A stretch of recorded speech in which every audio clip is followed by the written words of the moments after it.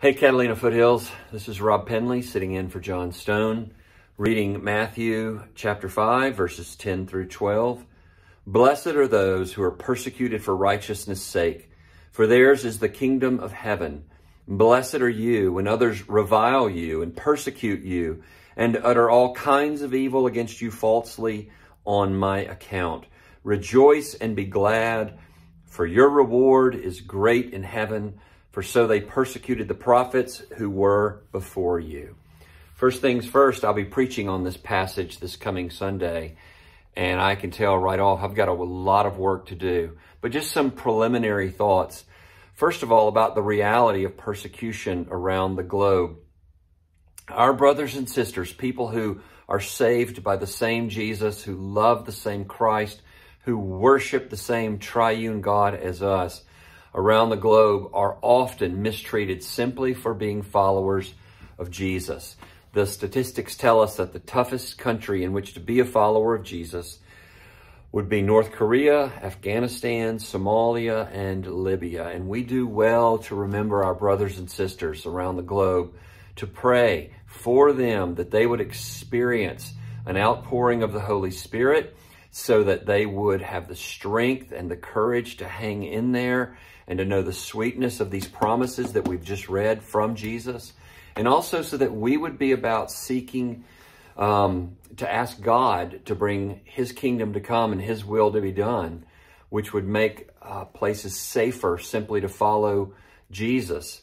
In reading and study, John Calvin said this, that Christians, in their concern for equity and justice, the disciples of Christ will oppose evil causes and defend the good to the best of their powers. And so we are to be a people who are about seeking peace in the world and also asking God to be with our brothers and sisters who experience mistreatment around the world while we wait for the peace of God to come.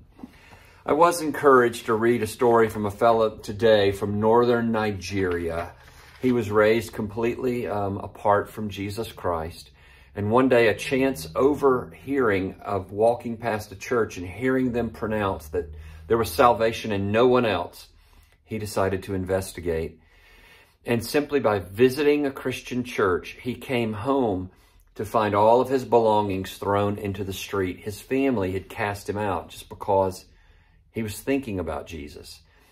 He did go on to become a follower of Christ and had to find community in the Christian community. That was the end of his family's wanting anything to do with him. He was persecuted for righteousness' sake. There's stories like this from all over. And we're going to talk Sunday about what it looks like for us to experience being reviled and accused falsely. But for now, let me just read the words of Jesus again and the great promises that he offers to us. Blessed are those who are persecuted for righteousness' sake, for theirs is the kingdom of heaven. Blessed are you when others revile you and persecute you and utter all kinds of evil against you falsely on my account. Rejoice and be glad, for your reward is great in heaven. For so they persecuted the prophets who were before you. Reminds me of the Martin Luther hymn, let goods and kindred go, this mortal life also. The body they may kill, God's truth abideth still. May he so pour out his Spirit upon us as his people that we would treasure him above all things and make him known to this world. Have a great day, Catalina Foothills.